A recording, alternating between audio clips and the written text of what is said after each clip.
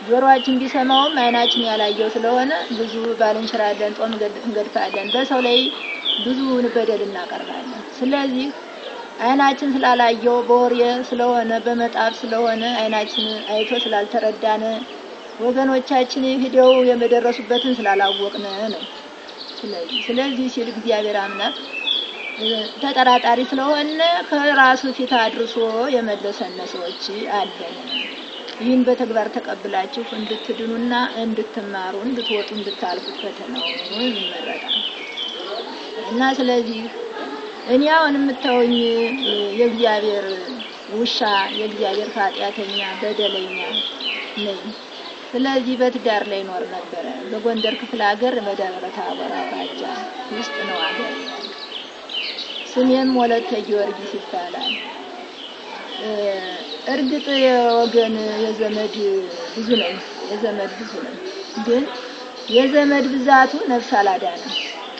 ስለዚህ ከኃጢአቴ ብዛት የተነሳ የሆነ ፈተና ደረሰብኝ። በመውለድ የተነሳ ሐኪም ቤት ዓመተ ምሕረቱን ስላልተማርኩ አላስኩትም። በሐኪም ቤት ገብቼ ወብርሽን ሁኜ ነፍሴ ከስጋዬ ተለይታ በእግዚአብሔር ፊት ያለውን ክፉንም ሆነ በጎውን አይቼ የተመለስኩ የእግዚአብሔር ባሪያ የእግዚአብሔር ውሻ ኃጢአተኛ እኔ ነኝ። ይህን የምነግራችሁን ነገር ሰምታችሁ እናንተ እንድትድኑ ይመረጣል። ስለዚህ ነፍሴ ከስጋዬ ስትለይ ከቀን 5 ሰዓት ነፍሴ ከስጋዬ ስትለይ ጊዜ በሐኪም ቤት ውስጥ ነኝ ያለሁኝ። በዛ ሰዓት ወገኖች ሬሳቸውን አንስተው ሊሄዱ ሲሉ ሐኪም አልሰድም ብሎ ከዚያው አደርኩኝ። ለታምር ለታሪክ ነው። ከቀን 5 ሰዓት ነፍሴ ባለፈች ጊዜ የሆነ መልአክ እያስከተለ ዞኝ ሂደን ከላይ ሀገር የደረስነ ጊዜ እንደ ሰማይ የተዘረጋ ዳርቻው የማይታወቅ በአራት ማዕዘን የተከፈለ ሀገር አየን።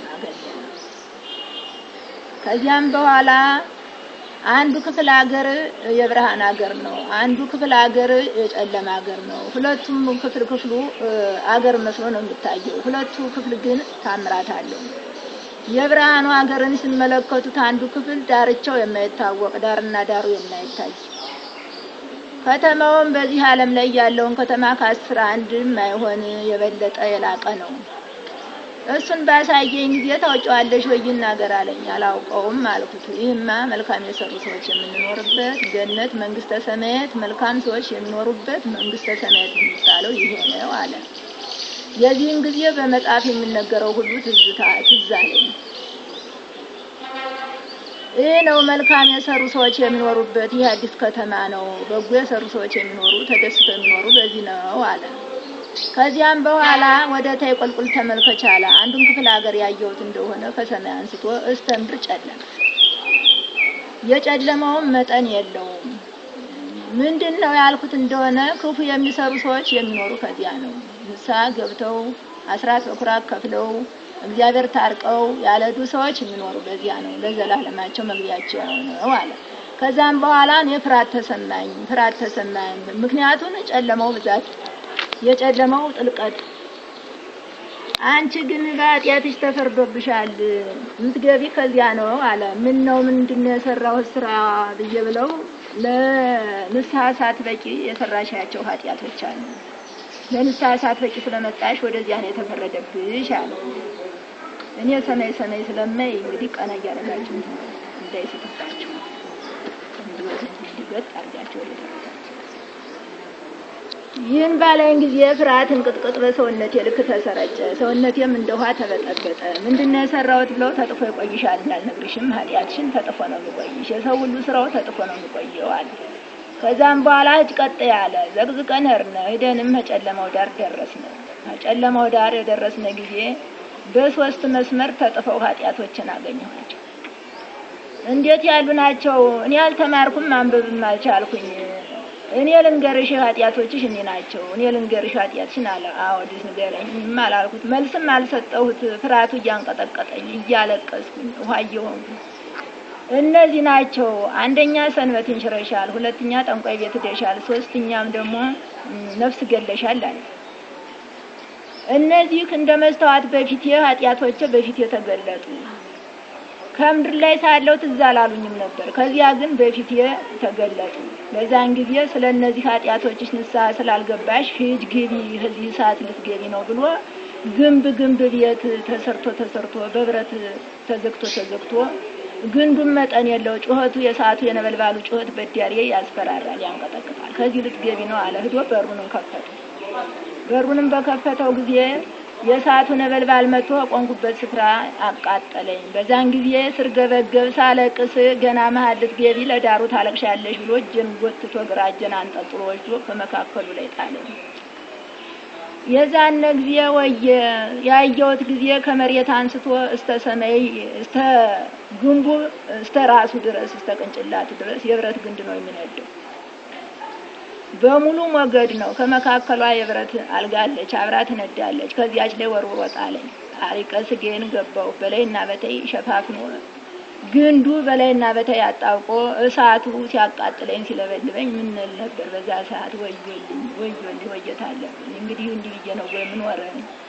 ምነው ካህናት አባቶች ሲናገሩ ሳለ ምን መንኝ በህድኩኝ በአንዱ ገዳም በገባሁኝ ወይኔ በመጣፍ ስሰማው ሳለ ኩነኔ ያለ እየተባለ እየሰማሁኝ ምን ዛን ጊዜ ሀብቴን ሁሉ ልብላ ልጠጣ ባላልኩኝ ልልበስም ባላልኩም በዛን ጊዜ ምን በሰማሁኝ ጊዜ ምን ተቻው በህድኩኝ በታትኛው በህድኩ ልጅም ንብረትም ባላልኩኝ እስተ ዘላለም እንዲህ ብዬ ነው ምቀር እያልኩኝ ወየታ ስቃጠል እሱ ከደጃፉ ላይ ሆኖ የገቡም አይወጡ የወጡም አይገቡ ይላል። በኃጢአታቸው የገቡ አይወጡም ያልገቡም አይገቡ የወጡም አይገቡ የገቡም አይወጡ ይላል። ምክሩ ይሄ ነው። የምናገርም ይሄ ነው። የገቡም አይወጡ የወጡም አይገቡ። ኩነኔ ማለት ይሄ ነው። ገሃነመ እሳት ማለት ይሄ ነው። የሰው ልጅ ሁሉ ንስሐ ገብቶ ካልመጣ መኖሪያው ይሄ ነው እያለ ከደጃፉ ላይ ሆኖ ይጮሃል። ከዛም በኋላ ሰውነቴ አመርትቢያ ሆነ። ሰውነቴ እየተቃጠለ እንደ ቦይ ሰውነቴ እየተንጠፈጠፈ እጁ እየተንጠፈጠፈ በእሳቱ መካከል ቦይ ሆኖ ይወርዳል። በዛን ጊዜ እጅግሬ እየተበጣጠሰ ወደቀ። አጥንቴ በብረቱ እንጨት ላይ እየተንኳኳ ወደቀ። ጨርሶ ረገፈ። ከደረቴ ላይ ትንሽ ስጋ ስትቀረኝ በቀር የቀረው ለጥቆ ረገፈ። ከዛም በኋላ 13 ሰዓት ሆነ። ከሌሊቱ 8 ሰዓት ጨመረ። ከቀኑ 5 ሰዓት ከሌሊቱ 8 ሰዓት ጨመረ። በሰዓት ውስጥ እንዳለ በዛን ጊዜ ሰውነቴ አመድ ሆኖ ካበቃ በኋላ ከሰማይ ሰማያት መብረቅና ዝናብ በአንድ ላይ ወረደ። መብረቁ 3 ጊዜ ተወርውሮ ሲወርድ ግንቡን የት ፈረካክሶ ጣለው። ከዛ በኋላ እንደ ውሃ ሙላት ሆኖ በላዩ ላይ በሳቱ ላይ ሰማይ ሰማያት እንደ ጎርፍ ወርዶ አንሳት ዳርስ ተዳራጠ።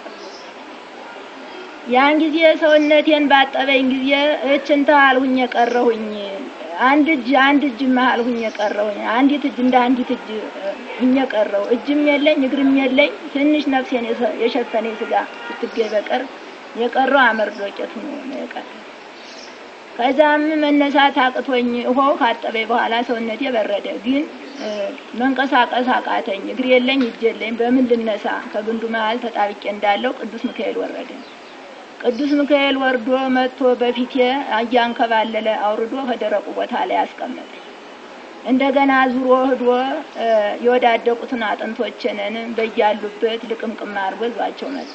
ከዛ በኋላ እየለካ የእጄንም የእግሬንም አጥንቶቼን እየለካ ለክቶ ሰራቸው።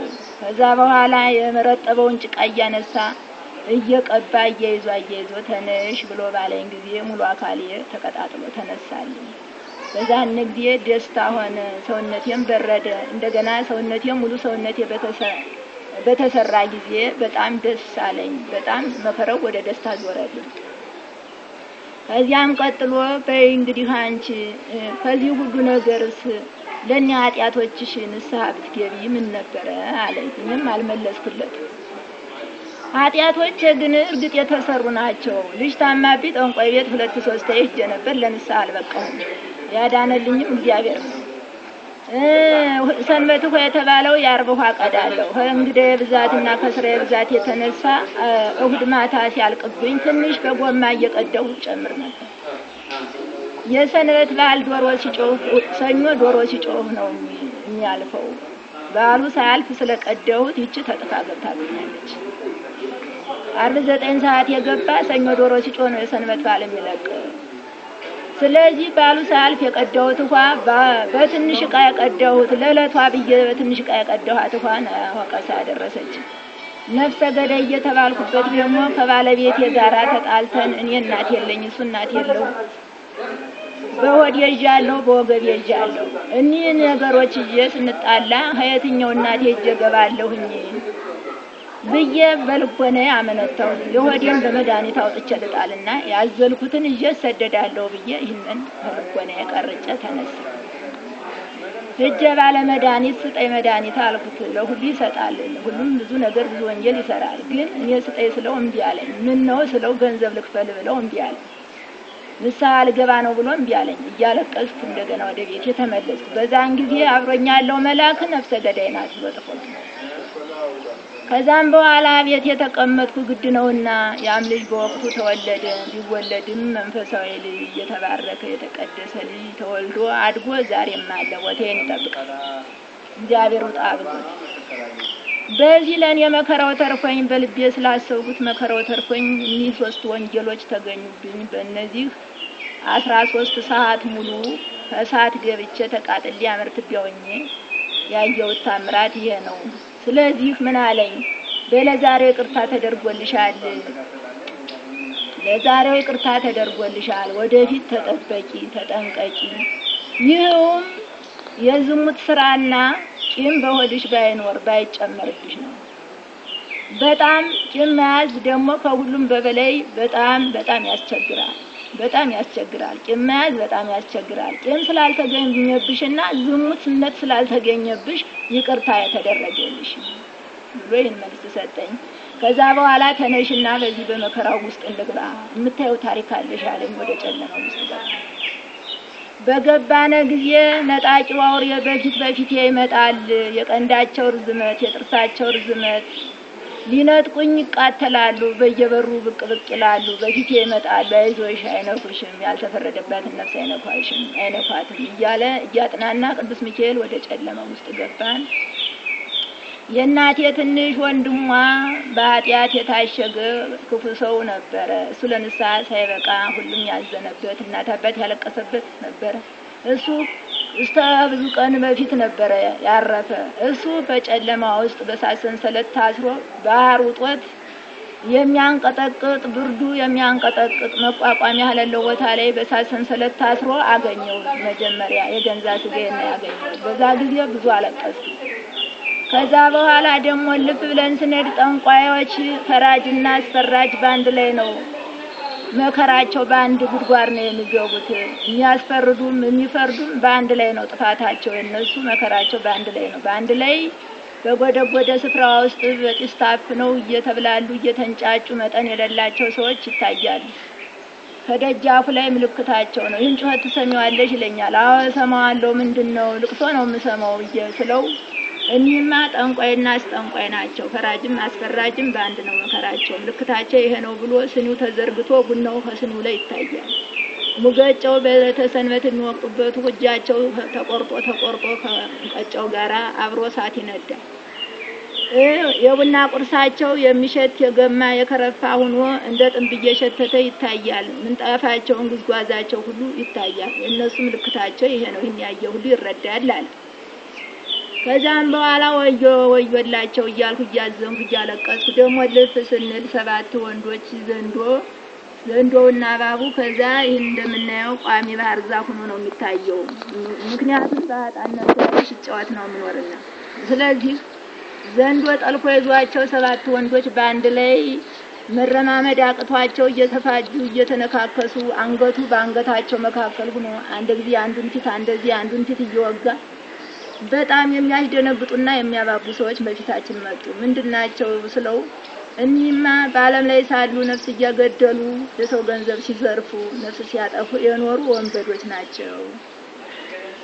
ከዚህም የበለጠ ታያለሽ አለ። ዙሪያውን እሳት እየነደደ በመካከሉ ላይ ብዙ ሰዎች እንደ ሰም እየቀለጡ መውጫ መክፈቻ መዝጊያ የሌለው ቦታ ላይ ዙሪያውን ታጥሮባቸው ይቃጠላሉ። ምንድናቸው ስለው እኒህማ ስጋ ወደሙን በስልጣናቸው ያፈረሱ ናቸው።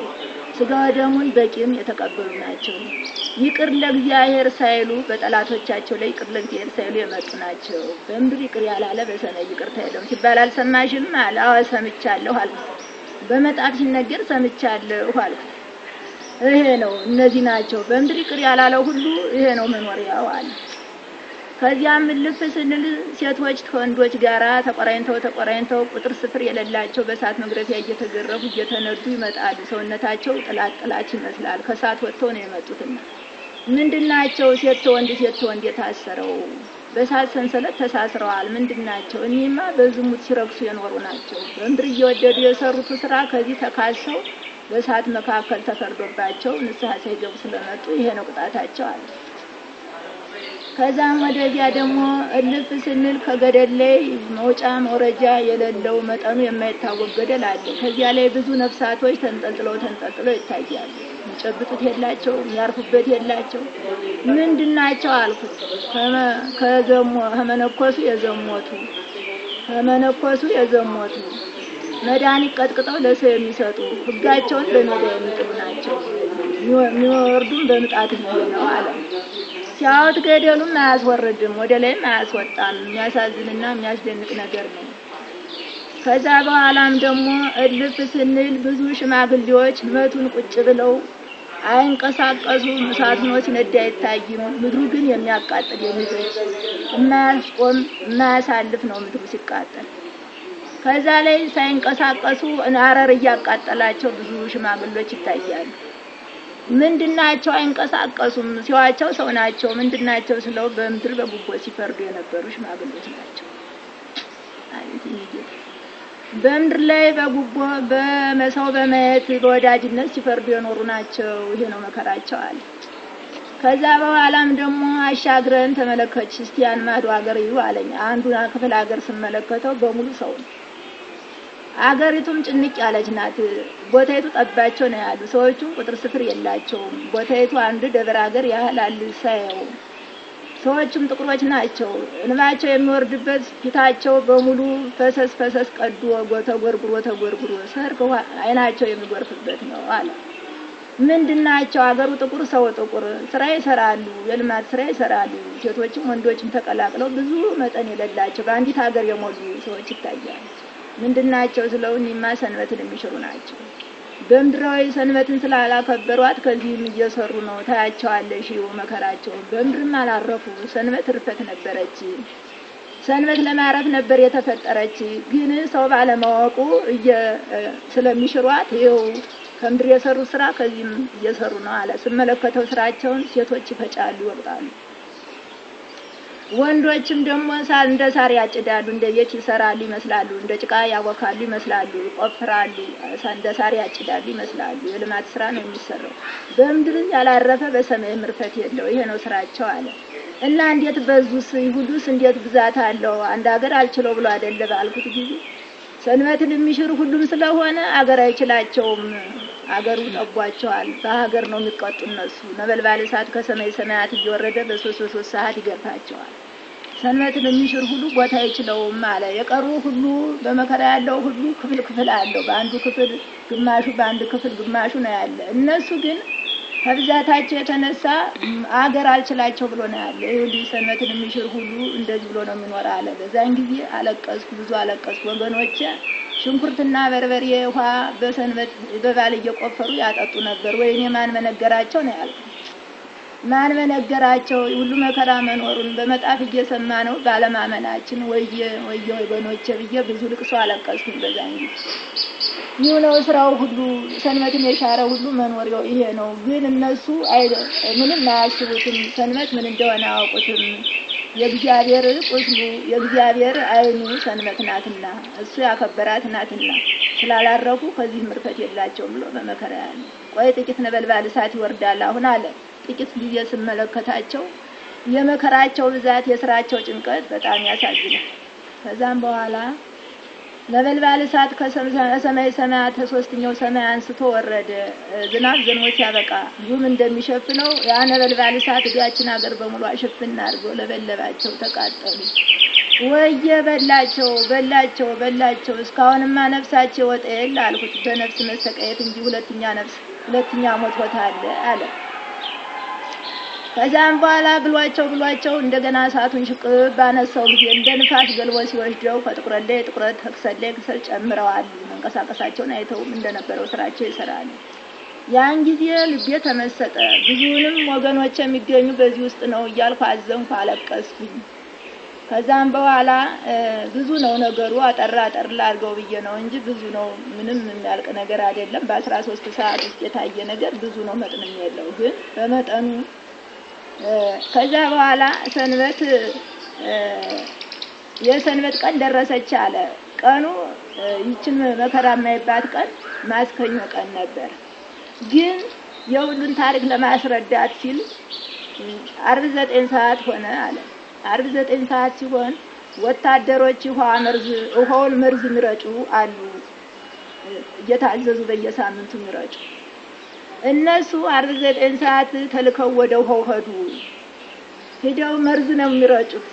እሑድና ቅዳሜ የምንጠጣው ውሃ መርዝ ነው። ከዚያ ስንሄድ ኑ በተባልነ ጊዜ በዘላለማችን ጥያቄ መልካም ሰርተን ያለርነ ሰዎች እትል ነው የሚፈላበት። የሰንበት ውሃ ትል ነው። ብዙዎችን ሲያስለቅሳቸውና ሲያሳዝናቸው አይቼዋለሁ። ስለዚህ እኛንን መርዝ የሚረጩት ነን ወደ ላካቸው ወደ ውሃው መርዝ ሄዳችሁ ውርጩ ብሎ ዓርብ 9 ሰዓት ሆኗል አለ። እሱ ደግሞ ቅዱስ ሚካኤል ከኔ ተለይቶ ዘበኞች አስከትሎ እኛን ነፍሳቶች በሰንበት ለማሳረፍ በሰንበት ጊዜ ለማሳረፍ። ሰንበት በሰማይም በምድርም ርፈት ናት። ከመከራ ያሉት ሁሉ ይወጣሉ። በየሳምንቱ የሚያወጣቸውም ቅዱስ ሚካኤል ነው። ከነሰራዊቱ ይገባል።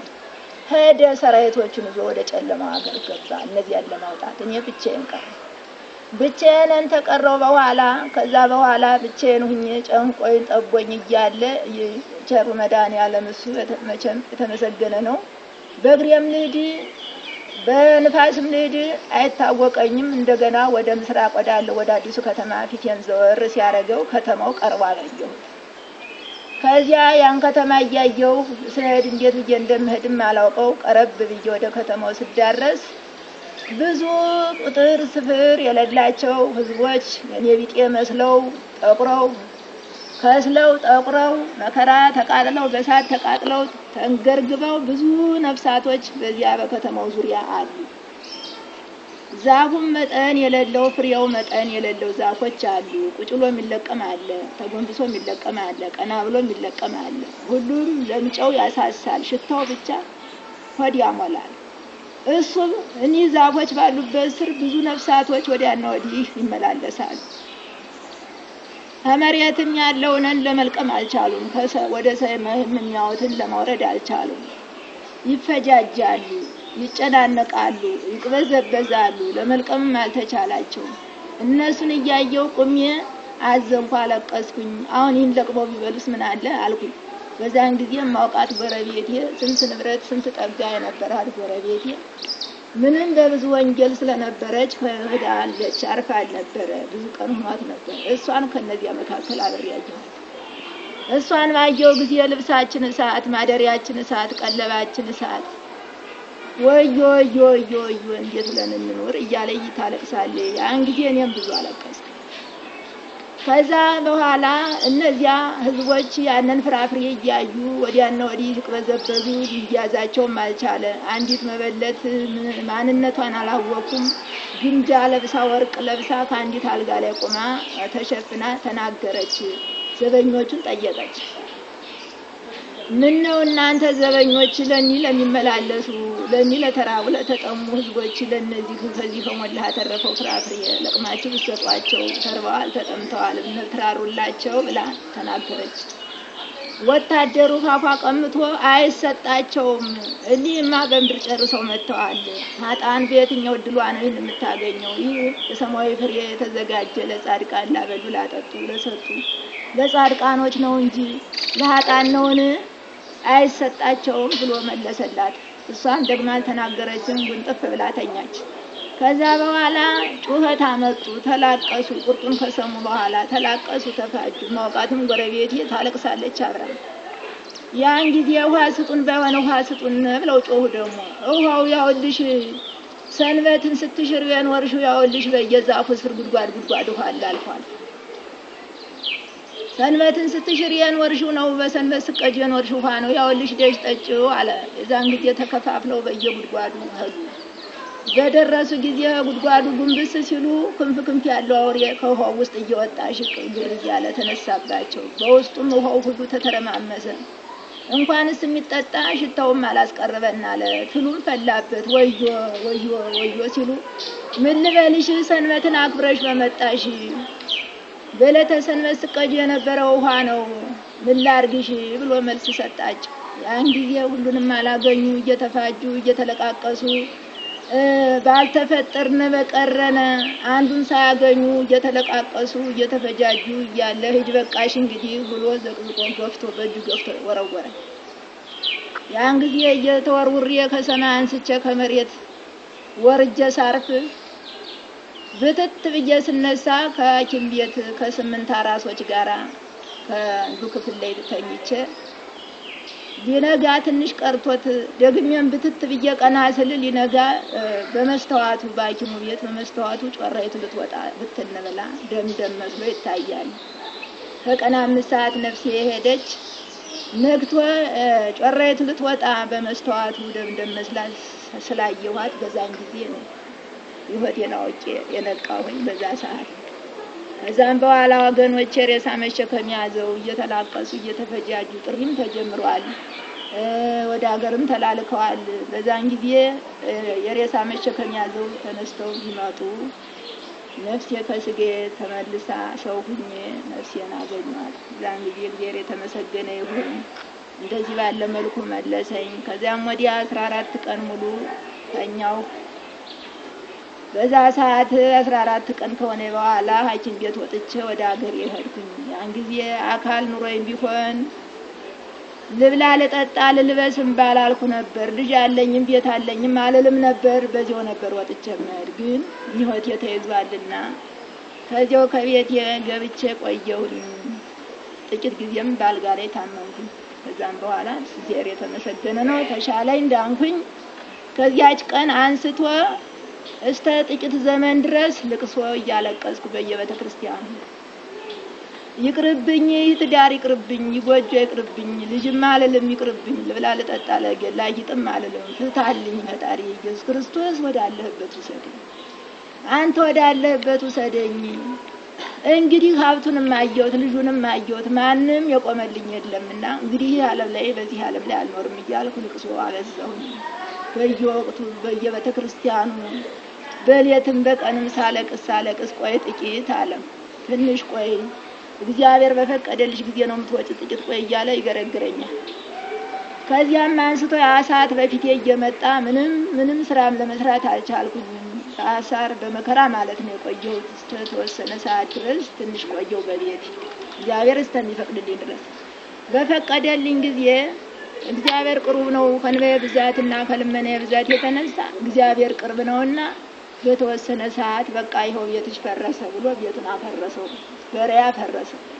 ምን ነው ቤቴን አፈረስከው ባልኩት ጊዜ የለመንሽው ልመና ደርሷል። እንግዲህ ሂጂ፣ በምድር ቤት የለሽም፣ ሂጂ ያየሽውን ሁሉ ታሪክ እየነገርሽ ሂጂ፣ ዙሪ፣ ዓለምን ዙሪ፣ ብዙ ሰው ይድናል አለኝ። ምስጢር ተገለጠ። ከዛ በኋላ የወጣሁባትም ቀን ሰኔ ወቅት ናት፣ ስራ ናት። በዛን ጊዜ ልጆቼንን ከዚህ ቦታ ደርሼ ልመጣ ነው ብዬ የለበስኳትን ጨርቅ ብቻ ይዤ ካለ ንብረቴ ሁሉ ምንም 5 ሳንቲም ያላስከተልኩኝ ወጥቻለሁ። ከዚያ አንስቼ ወጣሁ። ያው እግዚአብሔር በሚስጥሩ በአንድ ቦታ ቆየሁኝ። በሰኔ ወጣሁ። በጥቅምት ምንኩስና ተፈቀደልኝ፣ መለኮስኩኝ። ከዚያ አንስቼ ስለ ማርያምንና ስቅለቱን ይዤ አገር ለሀገር እየዞርሽ ንገሪ ያለ ምስጢር ተገለጠ። የሰማያዊ መንገድ ተከፈተ።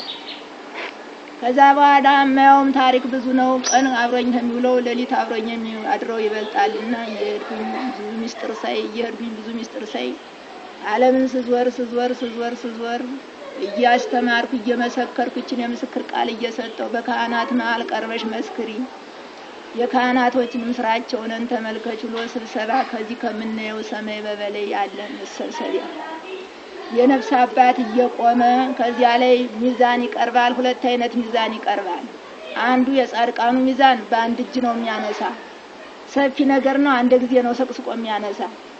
የኃጥአን ሚዛን ደግሞ ሁለት አይነት ነው የሚቀርበው። ሶስት አይነት ሚዛን ይቀርባል። የኃጥአኖች በጎ የሰሩት በአንደኛው፣ ክፉ የሰሩት በአንደኛው፣ በሁለት ሚዛን ነው የሚመዘኑ እነሱ። ጻድቃኖች ሙሉ ጻድቃኖች ከሆኑ በአንድ ሚዛን ነው አንድ ጊዜ አንስቶ ወስዶ ጨፌ ቦታ ላይ የሚያረጋቸው በእልልታ በደስታ።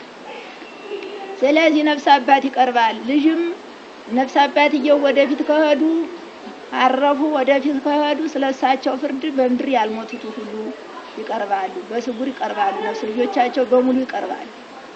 በዛ ይመሰክራሉ። እየመሰከሩ አድነዋቸውም ከሆነ በድነት ይመሰክሩላቸዋል። አልመከሯቸውም እንደው በመከራ ይፈርዱባቸዋል፣ ይመሰክሩባቸዋል። በዛን ጊዜ ሂድ እለፍ ነው የሚባሉ። ያላስተማሩ አባቶች ሂድ እለፍ ነው የሚባሉ። በዛን ጊዜ ከዚያ ከስብሰባው እሄዳለሁ። ሁልጊዜም ይወስደኛል። ምን ነው አታስተምሪም? አትተይም? ለምን ምድር ይያል? ለምን አትመሰክሪም? ያየሽውን ሁሉ ለምን አትነግሪኝ ይለኛል። እኔ አልተማርኩም፣ እኔ መሃይም ነኝ፣ ስልጣን የለኝም፣ የሴት ስልጣን የለውም፣ አይሆንም እለዋለሁ። እሚድን አለ፣ የሰማው ሁሉ ይድናል። የነገርነሽን መስማት አለብሽ፣ የሰማው ሁሉ ይድናል። ዝም ብለሽ ንገሪ፣ አታቋርጭ ይለኛል። የመጀመሪያ ነፍስ አባቴ ለምስክርነት ቀረብነ። የሞቱትም ልጆቻቸው ነፍስ ልጆቻቸው ያለነውም ቀረብነ። ነፍስ አባቴ ወደፊት ሞተዋል። እሳቸው ወደ ገነትም ሊሄዱ ሳይፈረድ ወደ ሲኦልም እንደሄዱ ሳይፈረድ ስለሆነ የሞትነውም ያልሞትነውም ተሰለፍነ ከዚያ ስብሰባ ላይ። በዛን ጊዜ መድረክ ላይ ተሰቅለው ጽናጽን ይዘው መስቀል ይዘው የሰማያዊ ልብስ ለብሰው ቁመው ሲፋረዱ አንዲቱ ልጃቸው ሳያስተምሯት እግዚአብሔር የመከራት ሁና በጻድቃን ሚዛን ተነሳ የላቸው። የገንዛ ልጆችህን አንሳ፣ ኃጢአት ያለባቸውና ኃጢአት የሌለባቸውን ያዳንካቸውና ያላዳንካቸው ልጆችህን መዝን እየመዘንክ አሳልፍ ተብለው ታዘዙ። አንዲቱ ልጃቸው ሳይመክሯት እግዚአብሔርን እያስተማራት ብቁ የሆነ ዛሬም አለች፣ አልሞተችም። እሷንም በጻድቃን ሚዛን ተነሳችላቸው። ሁለተኛው አልመከሩም። እሳቸው አንድ ቀንም ጉባኤ ተናግረው አላስተማሩም። አንድ ቀንም ይህ ነው ብለው ኃጢአት መርምረው ንስሐ አልጣሉም። ስናውቃቸው በደህና ሰውነት ነበር የምንኖረው። ስለዚህ የለም ምክር የለም ነበር። አንደኛው ልጃቸው በኃጥአን ሚዛን ቀረበበት በፊቱ ስራው ነውና ምን ነው አለ፣ አፈረ። ምን ነው ወደ እኔ እንዴት በኃጥአን ሚዛን ታስመዝነኛለህ አለ። አፈረ። ስራ ነው የሚያሳፍርህ አለ። አንተ መቼ መክረኸኝ ነው የኔ ስራ የሚያሳፍረኝ? መቼ መክረኸኝ? መቼ ንስሐ ጥለህብኝ? መቼ ነግረኸኝ? ምን አለ ብለህ ነግረኸኝ ነው? እና ሳትመክረኝ እንዴት ብዬ ልድንልህ ነው ብሎ ቆመባቸው። ያን ጊዜ የለበሱት ልብስ ውልቅ ብሎ ወደቀ። ከዛም በኋላ ራቁታቸውን ቁመው ተፈርዶባቸው ራሳቸው ህይወታቸው ግልብጥ ብለው በመድረክ ተወደቁ። ጨለማ ዋጣቸው።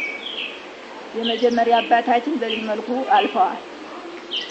ከዚያም ቀጥሎ ሌሎችም እንደዚሁ 4 ካህናቶች ለሚዛን ቀረቡ። በቀረቡ ጊዜ ሁለቱ ልጆቻቸው አስተምረውናል፣ መክረውናል፣ አባታችን አድነውናል፣ ሁላችን ወደ ጽድቅ መርተውናል ብለው መስክረውላቸው እነሱ በማይረግ ቦታቸው በገነት ውስጥ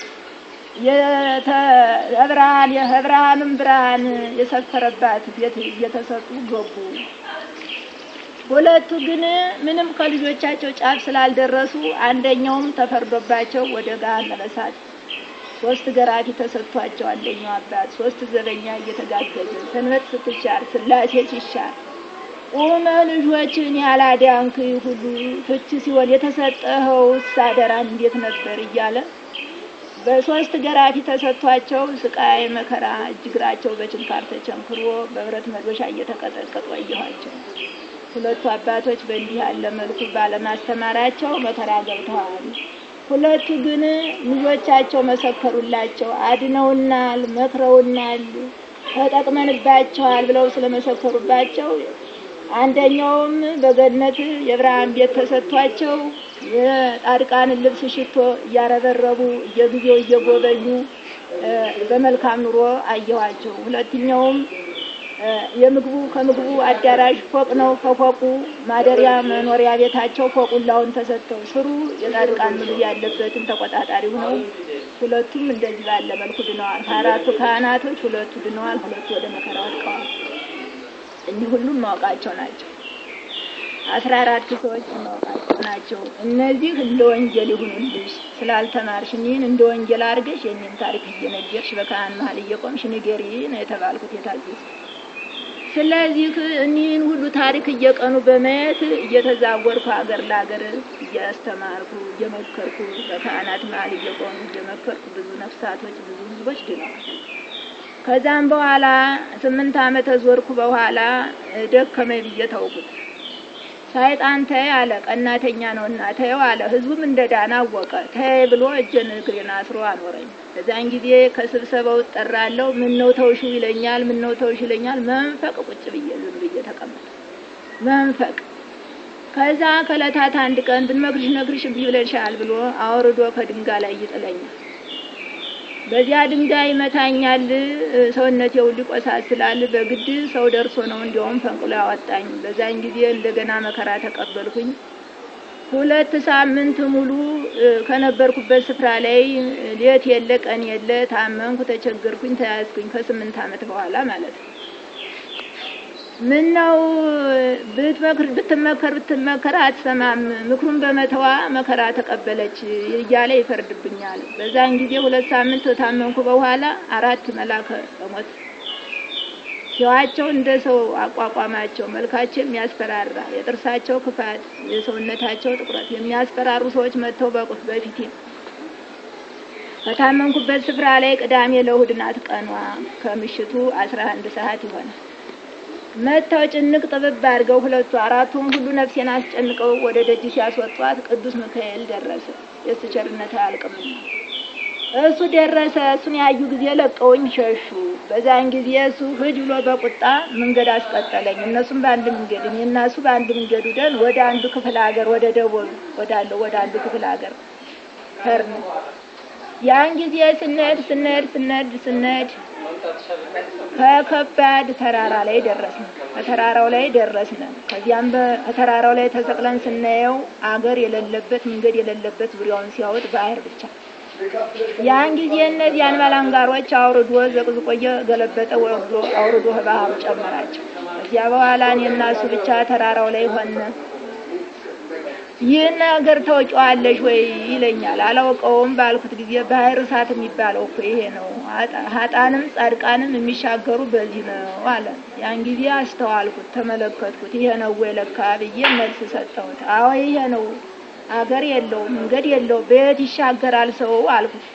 የምትሻገርማ በዚች ነው ብሎ እንደ ውሃይቱ ቧንቧ ውሃይቱ ተስባ እንደምትገባበት ቧንቧ ብረት እንደዚያች ናት። መጥም ወርዷን ቁመቷም ልክ የውሃይቱ መሳቢያ ቧንቧ ከተራራው ተንተርሳ ውጭ ሀገር ይወጣች ናት። እች ናት መንገዱ አለ።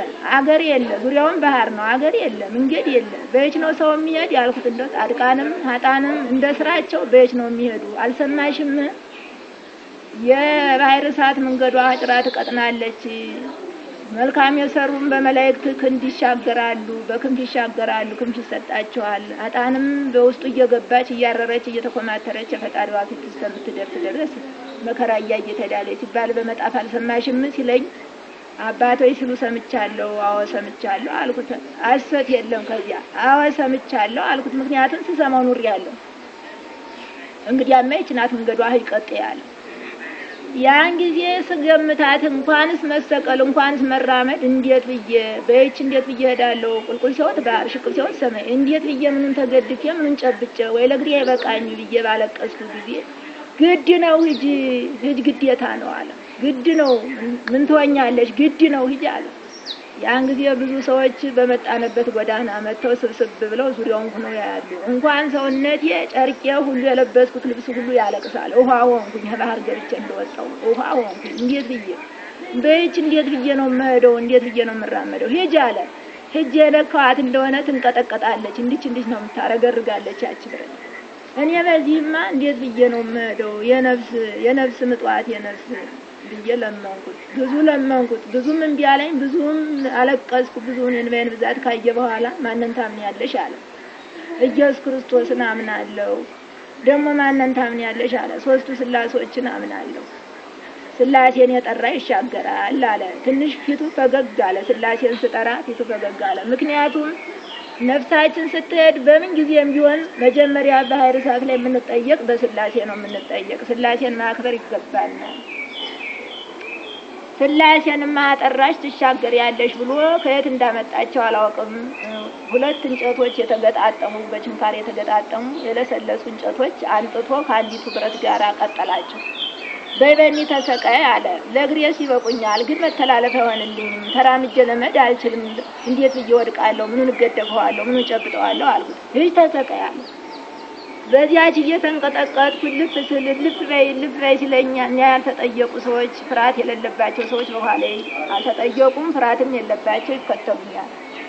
ሂጄ ልወድቅ ተገልብጬ ልወድቅ ባልኩ ጊዜ አቃተኝ። መተላለፍ ሲያቅተኝ ወደኩኝ የነፍስ ስለው ስላሴን ጠርተሽ የለ ብሎ እሱ ራሱ ቅዱስ ሚካኤል ከብረቲቱ እንጨት ላይ ተሰቀለ። ዙሮም ክንዱን ቀኝ ክንዱን በኋላችን አዙሮ እንደማገር እንዲህ አድርጎ ለካልን።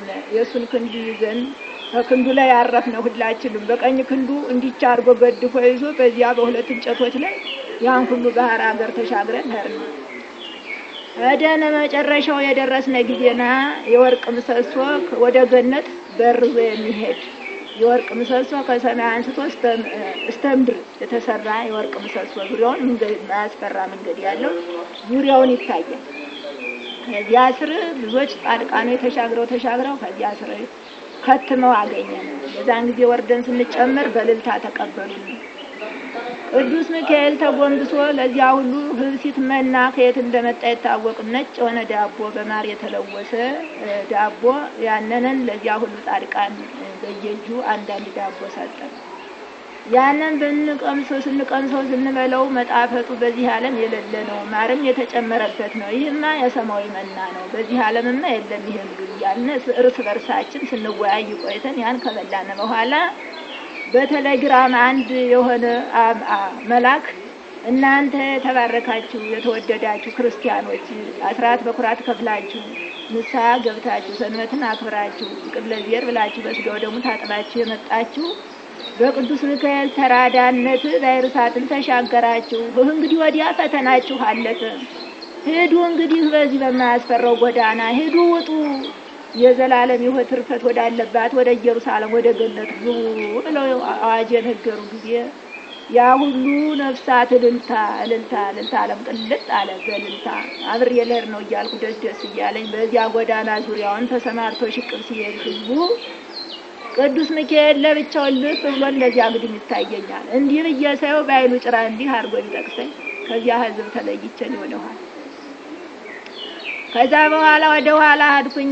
ምን አረጋለሁ? ያልታደልኩ አይደለሁ። እኔማ ኃጢአቴ ተጠልቆ አያልቅም። እኔማ መከረኛ አይደለሁ። በቀር ከዚህ እንዳልገባው ነው። ከነሱ ወደስተው ቦታ እንዳልሄድኩ ነው። ወይኔ እያልኩ እያለቀስኩ እጄ ከፊቱ ቆምኩኝ። ከዛ ወዲያ እኔም ስሄድ እሱም ስሄድ አንተያይም። በስውር በዚህ ላይ በመካከሉ በዚህ ላይ ባለው በዚህ ሽቅብ የቆመ መንገድ አለ። በዚህ እንደዚህ በባህር እሳት መሻገሪያ አለ። እንደይ ሽቅብ የሚወጣበት አለ።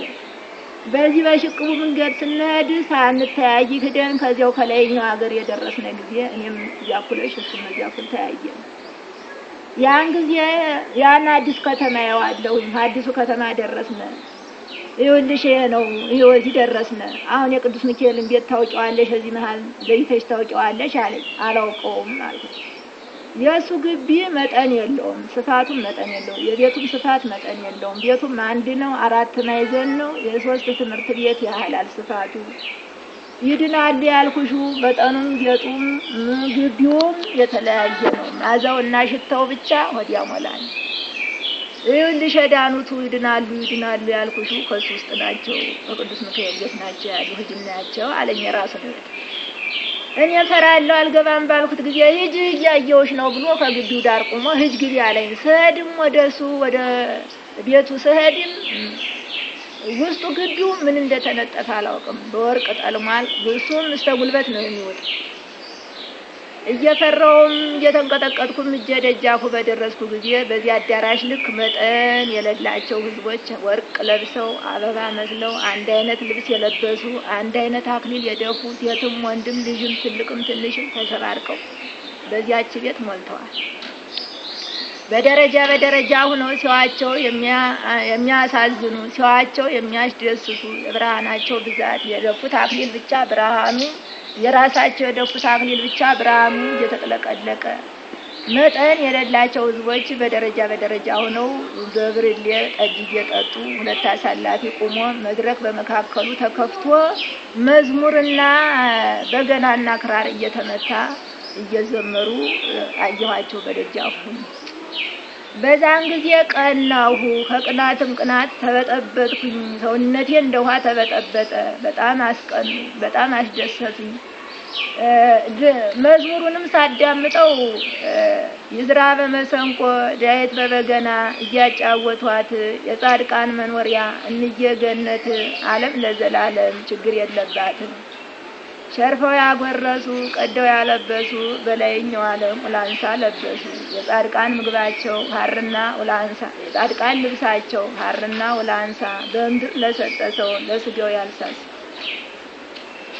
የሚማር ሰው ይገኝ ሳይጠራጠር ይገኛል በገነት ወተትና ማር ዓለም ለዘላለም አብሬ የምኖር እያለ እና አራት መዝሙር ከመሰንቆ ጋር የመታው ጊዜ በቃ ፍርስ ብዬ ልሞት ውስጥም መግባቱ ቀርቶ ደጃፏ ቁጭ ብሎ ይህን መዝሙር መስማት። ጠጁም የሚጠጣው ሲያዩት እንደዚህ ዓለም አይደለም የተለያየ ነው። መልኩም በጣም ሲያዩት የሚያስደስት ነው። ሽታውም መጠኑ ሳይጠጡት የሚያጠግብ ነው። ከዛም በኋላ ይህን መዝሙር አራት መዝሙሮች እንደሰማሁኝ እያለቀስኩኝ ተመለስኩኝ። ወይኔ እኔ ያልታደልኩትማ እዚህም አልገባ እያልኩኝ ወደ እሱ ተመለስኩኝ። ደረስኩ ከእሱ ከፊቱ። አየሻቸው ወይ አለኝ። አወዳ አየኋቸው አልኩት። እኒህማ ያቸው ይድናሉ ያልኩሽ እኮ የዳኑትን ናቸው፣ የተማሩትን ናቸው፣ ንስሐ እየገቡ የተማሩት እኒ ናቸው። ያቸው ጌጣቸውን አየሻቸው፣ ልብሳቸውንም አየሽ፣ ጌጣቸውንም አየሽ፣ ምግባቸውንም አየሽ አይደል? ይኸውልሽ እንዲህ የሚያስደስት መኖሪያ አለ። እንዲያውም በምጣት ጊዜ ከዚህም ወጥተው ከበለጠችው መንግስተ ሰማያት ትከፈትላቸዋለች ዘወትር ዘላለም ከገቡ መውጣት ካገኙ ማጣት የሌለባት የዘላለም ኑሮ ይኖራሉ። ስለዚህም ነው በይምልሽ አሁን ደግሞ አዲስ የገቡ በድንኳን አሉ። ወደዚህ ወደ ከተማው ነው የሚጣል የሱን ግቢ ትተን ዙረን ወደ ከተማው ሄድን። እሱ እየመራኝ ሄድን። ከግቢው ዳር ቆመና ሂጂ ያ ድንኳን አሉ ደግሞ አዲስ ገቦች አለ። ተነስቼ ደግሞ ድንኳኑ ስሄድ በድንኳኑ የሞሉ ህዝቦች ደግሞ እንዲሁ አዲስ ሙሽሮች መስለው ልብሳቸውም አንድ አይነት ነው፣ አክሊላቸውም አንድ አይነት ነው፣ አሳላፊያቸው አንድ ነው፣ መዝሙር የላቸውም። ስማ አለው እህታችን ጠራው ወታደሩን። አቤት አለው። በሩን ክፈትላት፣ ግርዶን ክፈትላት ተያቸው አለ። በቃ ግርዶን በከፈተው ጊዜ እልል አሉ። ልትመጣ መስሏቸው እልል ባሉ ጊዜ አትገባም ብሎ መልስ ሰጣቸው። በቀርኒያማ መናይቱ ልገባ ነው እኔ ኃጢአተኛይቱ እያልኩ አለቀስኩ። በዛ ጊዜ ሀያስከው አቅም ሰዓት አለው አሳላፊ በሆነ በብርጭቆ ነገር ትንሽ ሻይ መጠጫ በምታህል ነገር ከያዛት በማንቆርቆሪያቱ አንጥቶ ሀያዛት ነገር ጨመረልኝ አረገልኝ። ስቀምሰውም እዚህ ዓለም ማር ያ የተለያየ የላቀ የበለጠ ነው። የዚህ ዓለም ማርማ በዚህ አይነት ምን መስሎ አይታይም፣ ምንም አይደለም። በእውነቱ ከ10 1 እንደሚባለው ነው። ጣሙ ማዘው የተለየ ነው።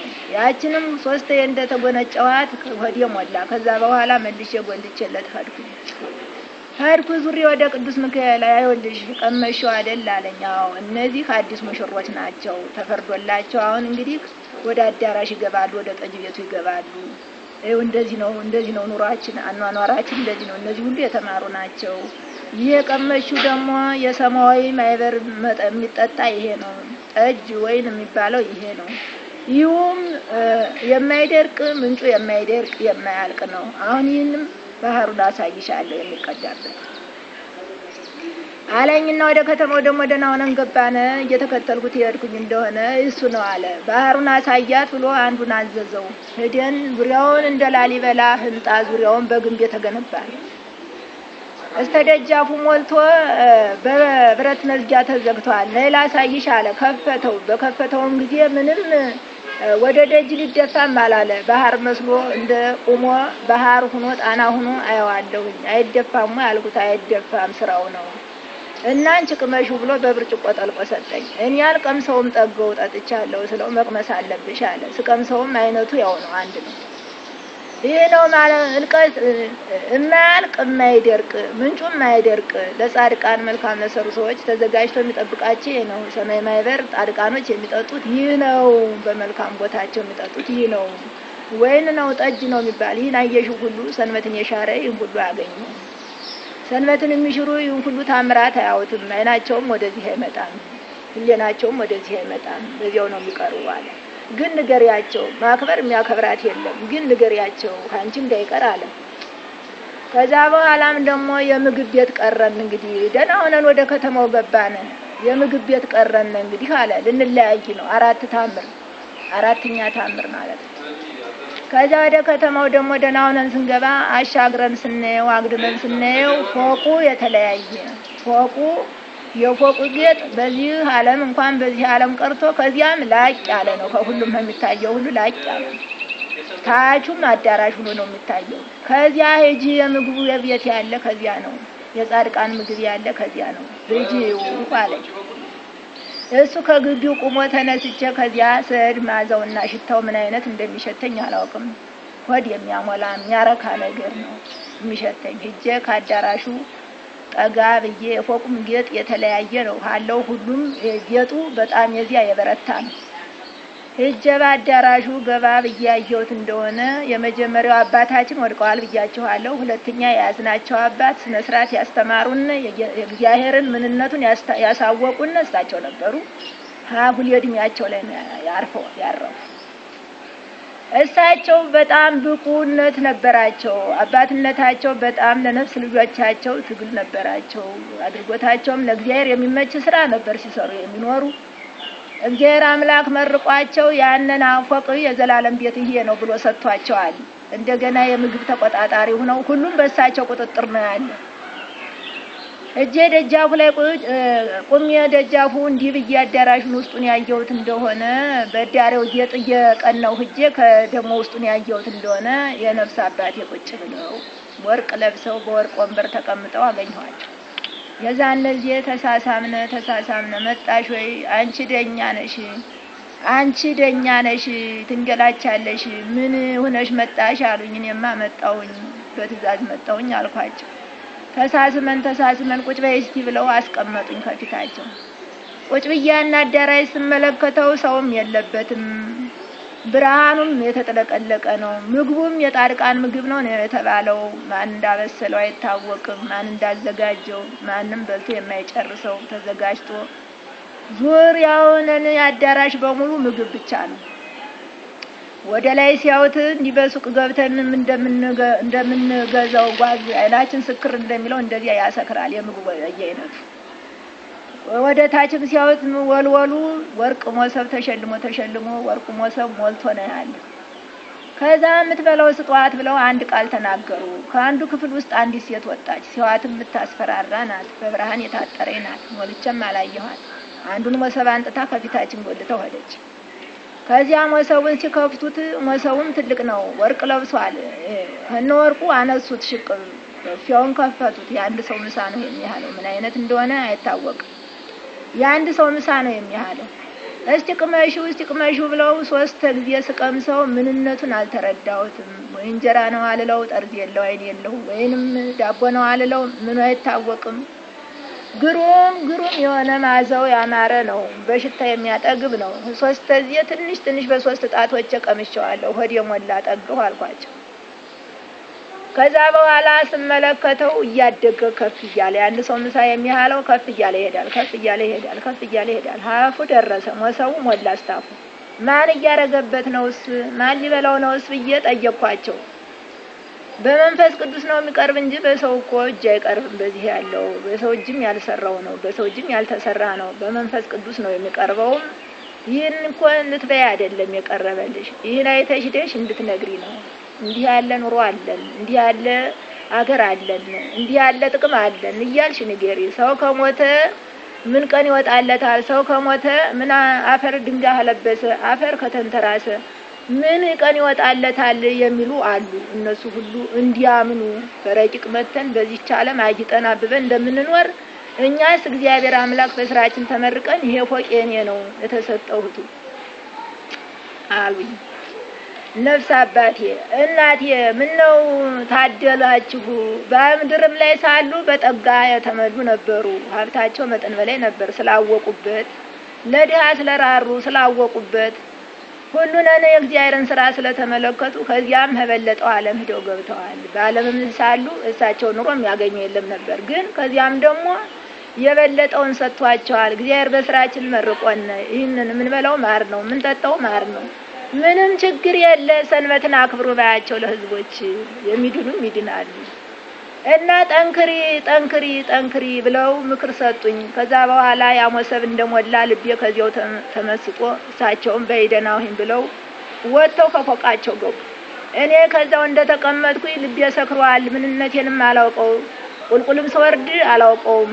ካለውበት ሞሰቡ ጋር እንዳለው ካንዳለውበቱ እንደ እንቅልፍ ባታታ ብትትብል ልቅሶ በዳሬ እየተለቀሰ አባቶች መጣፍ ዘው ዙሪያውን እያነበቡ ብትትስል እንደዚህ አሁን ያገኙ።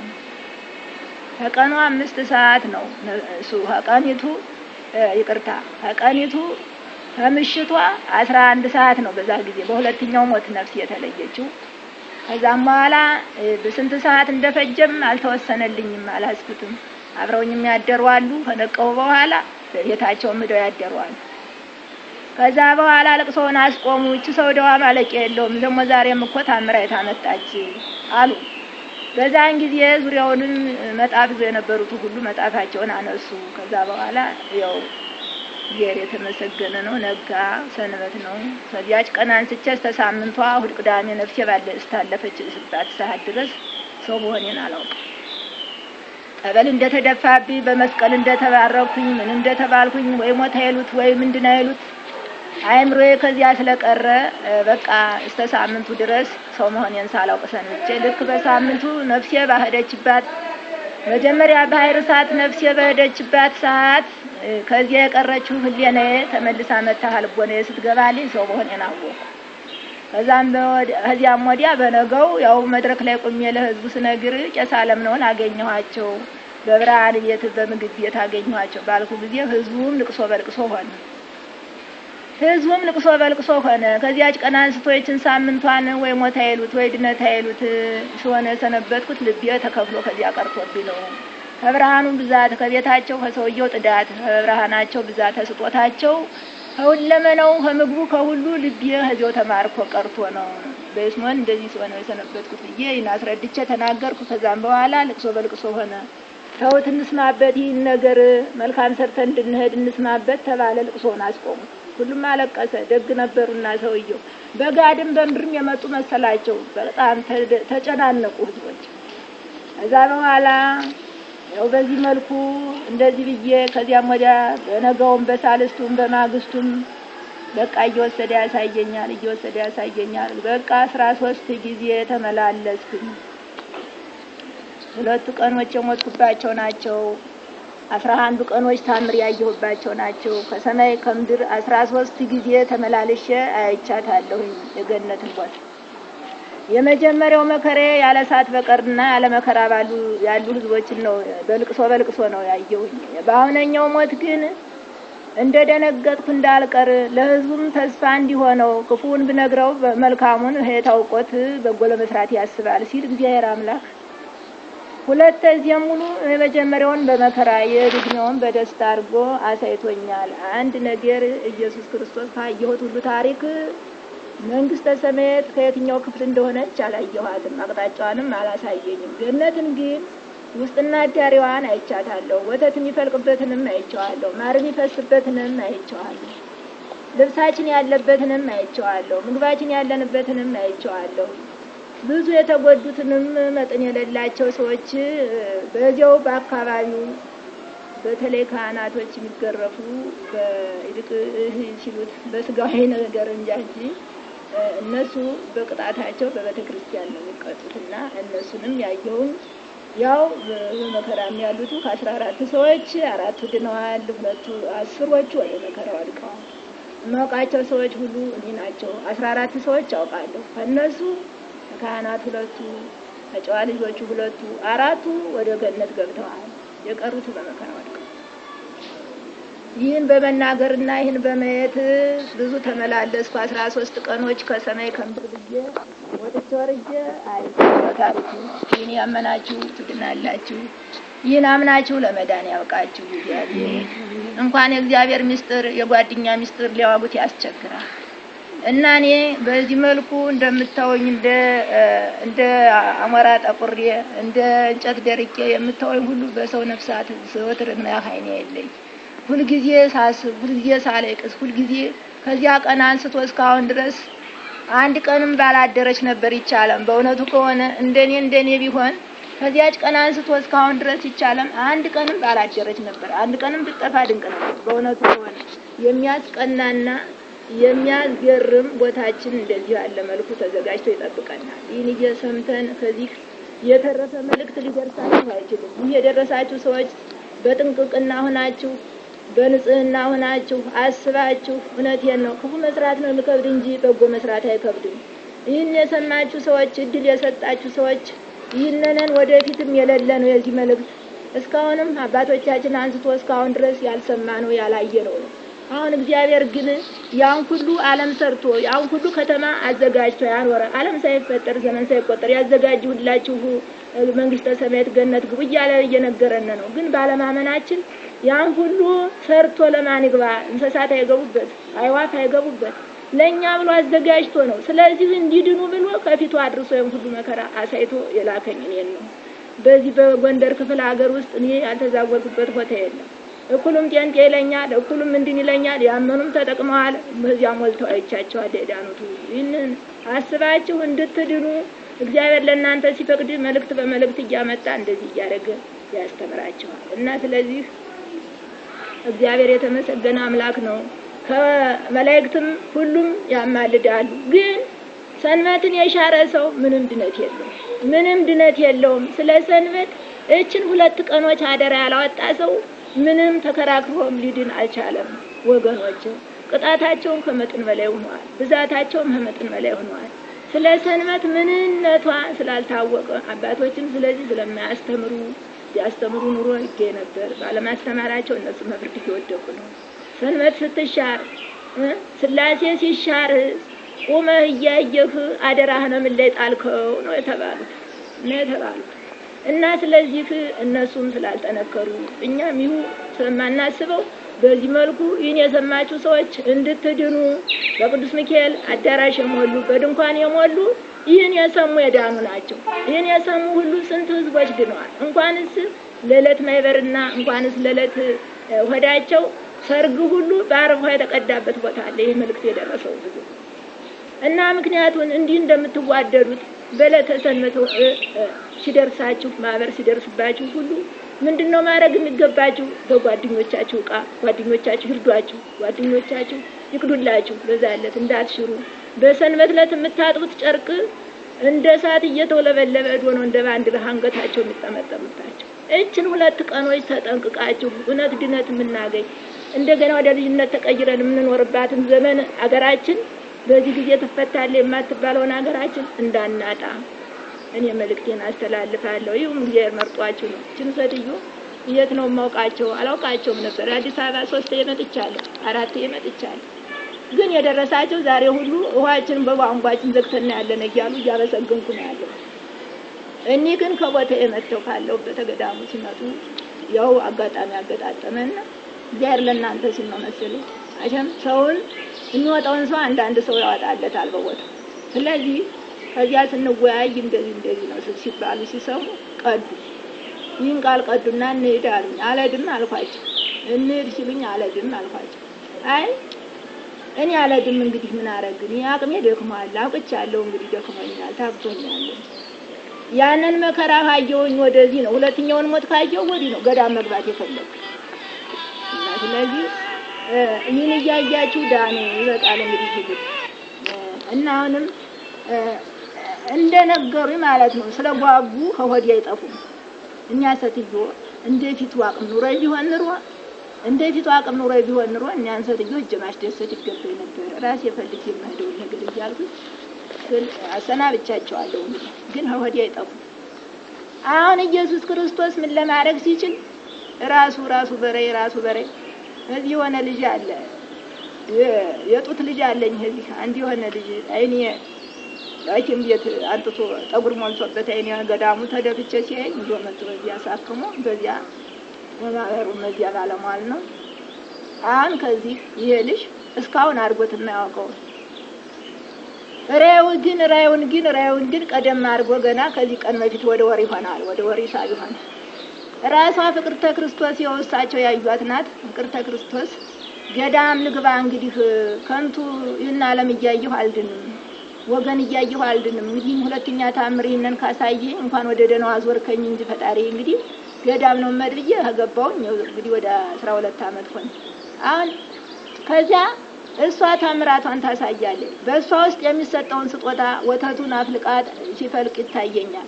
ከሶስት ላይ ወተት ፈልቆ የፍቅርተ ክርስቶስ ነው እየተባለ አየዋለሁ፣ እረዳዋለሁ። አትክልቱ የዛፉ ፍሬ 7 አይነት የዛፍ ፍሬ ይሄ እሷ ነው፣ በእሷ ርስት ውስጥ የሚገኝ እሷን የወደደ እሷን ያመነ ሁሉ ያገኛል እያለ ሁሉ ያስረዳኛል። ይህን በየተመካከርነ እያለነ በገዳሙ ውስጥ አሁን እግዚአብሔር ይህንን መልእክት ወደዚህ ሊያመጣ ሲያስብ አሁን ወደ ወር ይሆነዋል። 5 ቅዱሳኖች በጫካው ውስጥ እዛ ትወጣና ታሳየኛለች። በጫካው ውስጥ ዘወታ ስታሳየኝ ምንድናቸው እላታለሁ። 4ቱ አንድ አይነት ልብስ ነው የለበሱ፣ አንዱ ከእግሩ በስተራሱ አጥፍ ነው የለበሰ። እኔማ የዱሮቹ የኔ ናቸው። የዱሮቹ በእነዚህ ጸሎት ነው ዛሬ ያለን። እነዚህ እየረዱኝ በእነዚህ ጸሎት ነው በቃሊዳ ናቸው ያሉ እነዚህ ናቸው። ያውንማ ትውልድ እየተሳሳተ ነው። እኒህ ግን የዱሮች ናቸው፣ በቃሊዳ ናቸው ጠንተው ያሉ እነሱ ናቸው፣ ለኔም የሚረዱኝ እነሱ ናቸው እያለ እልል እያለ ታነጋግራቸዋለች። እልል እያለ በፊታቸው ትክረተረታለች። ፈረሰኛ ሰውዬ በጎናቸው ይክረተረታል። እኔ ብቻ ነኝ የምመለከተው። የወጡም ተጫካ ነው። ምን ላድርግ ትላቸዋለች። ይወያያሉ፣ ይመካከራሉ። እነሱ የሚሉት አይሰማም፣ እነሱ የምትለው ነው የሚሰማኝ። እኔማ ምን ላድርግ ጥንፍ እስከ ጥንፍ ድረስ ፍቃድ ተሰጥቶኝ ነበር። ጥንፍ ዓለም እስከ ጥንፍ ዓለም አድኝ ተብዬ ነበር። ግን እኔ ምን ላድርግ ወተቱ ወይኑ ማሩ የፈለቀበት ቦታ ርስት ተሰጥቼ ነበር። ደስ የሚያሰኝ ቦታ ተሰጥቼ ነበር። ግን ምን ላድርግ እየሸሹ አቸነፉኝ ትላቸዋለች። ለነሱ ስትላቸው የእሷ ድምፅ ይሰማኛል፣ እነዚያ የሚሏት አይሰማኝ። ፈረሰኛው ደግሞ ዙሪያውን ይዞራል።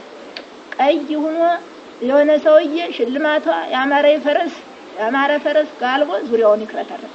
ከዛ ምንድነው ምን እያለች ነው ብዬ ወደ እኔ ፊቷን ዘወር እያደረገች እሰማታለሁ ከድምጧ። ምን ላድርግ ሳምናቸው ይሸሹኛል።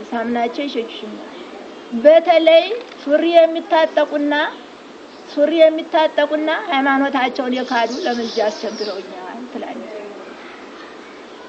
ሱሪ የሚታጠቁ ሴቶችና በምልጃ አስቸገሩኝ፣ ሃይማኖታቸውን የካዱ አስቸገሩኝ። በምልጃ የተሰጠሁት ቦታ ጥሩ ቦታ ነበር የያዝኩኝ፣ ግን ምን ይሆናል እየሸሹኝ አስቸገሩኝ። ምን ላድርግ ባለች ጊዜ ፈረሰኛው ምን አለ? ወዳጆቻችንን እንመርጣለን።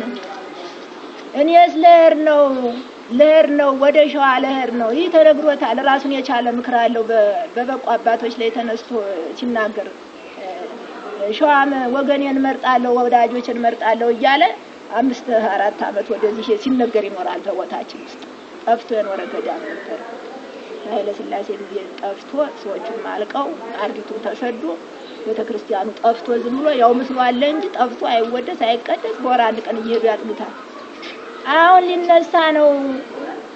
ወዳጆች ያሉ ሸዋ ናቸው፣ ግን እንጨቱነን ጉልበቱነን ገበሬው ይነሳ ታቦቱ ተደርቧል ለሚካኤል ተደርቧል ታቦቴ ይመለስ ቦታዬን ስሩልኝ ልነግስ ነው ዓለም ልጠፋ ነው ንገሳ አንተ ታማልደዋለህ ተብያለሁ እያሉ እኔ የበቁ አባት ጊዮርጊስ ሊነሳ ነው እያሉ ሲጮሁብን ነው የሚኖሩ ሁልጊዜ አዲስ አበባ ሰው ሲመጣ አላቅሱኛ አዲስ አበባ አሞጭ ነው የሚበሉ እንትን ነው የሚያላምጡ የጥድ ቁጢትና እሬት ወይራ ነው የሚያላምጡ ያሰው ጊዮርጊስ ሊነሳ ነው ጊዮርጊስ ዓለምን ዙር ተብሏል ሊነሳ ነው እሱ የነገሰ ጊዜ ዓለምን ያድናታል በዚህ ቁልቁል የሚመጣ ነገር አለ እያሉ ይላሉ ለዚህ እንደው ለፍላፊ እየታዩ አሁን እቅዱ ደርሷል ለካስ እንግዲህ አሁን እንደዚህ እኔም አልሄድ ነው አለ እሷ አስቸገሩ ለምልጃ እንዲህ ላድርግ እየሸሹ አስቸገሩኝ ብላ መልስ ሲሰጠው ያፈረሰኛ ምንድን አለ እኛ ላይ ላክላቸው እየሰሙ ይጥፉ እሳቱን የወደደ ከእሳቱ ይግባ ወይኑን የወደደ ወይኑ ይግባ ብሎኔስ መሄድ ነው ብሎ በዚያ ፈረስ እንደው ሸር ብሎ እንደሄደ እንደው እነሱ ተለይቶ እንደሄደ መሄድ ነው ያለ እኔ እንጃ እዛው አደዚህ አሁን ለትንሽ ቀን ነው እዚህ ደግሞ መጥቼ ትንሽ ታምሩን ትንሽ ምጫ ያሳየኝ እንጂ እንደሄደ እሷ ግን ምን ላርግ አሁን እንደዚያ እያለች እያለ እንደዚያው እንዳሉ እነሱም እንደዚያ እያነጋገሯት እሷም በእነዚህ ተቸገርኩ እንዴት ብዬላማልዳቸው ሃይማኖት ሱሪ መታጠቅ መካድ ነው ይህም ተነግሮ በፍካረ ኢየሱስ ሴት ልጅ ራቁቷን ትሄዳለች በዛ ጊዜ እምነት የላቸውም እያለ የተናገረው ቃሉ ደርሶናል ስለዚህ እንደው ወይኔ ምን እንደው የፊትማ ጉልበቴ በኖረማ እንደው ምንስ የሚሰማ ባላገኝ በጮኩ መስማት የሚሰማ የለም በጮኩ እያልኩኝ እንደው ከሌኔ ተቀርጦብኝ መፍቱ ጠፍተኝ ፍቹ ጠፍተኝ ሰንብቻለሁ በሰንበቸው እንደው ወደ ወሬ ሆነዋል አሁን እንደዚህ ያያሉ እነሱም ህዚውን እየተወያዩ እንደነበር ተሰወረ ያው በቃ ትዝ ሲለኝ ሰው መሆኔን አወኩኝ ከዛ ወደዚህ አይ እንግዲህ ምን አረጋለሁ ዛሬ እንግዲህ እንደ ቸርነት ሻርጊው እንጂ እንግዲህ አሁን ትውልድ እያልን ይሄንን ወደፊትም አሳልማለ የሆኑ እናት ደግሞ ብቁ እናት ነበሩ እሳቸው ቦታ ይዤ ነበር እንዴት ያለ ቦታ ይዤ ነበር ሁሉን የሚይዝ ቦታ የሚያስደስት ቦታ ይዤ ነበር ግን እየሸሹ እየቃቱ ሳምናቸው ይሸሹኛል አለች እየተባለ በውስጣችን ሲነገር ይኖራል አሁንም እንደዚህ እያለች እየተወያየች ቅዱሳኖቹ ጋራ ይህ በድሌ ነው የተቀርጦ አዳኝ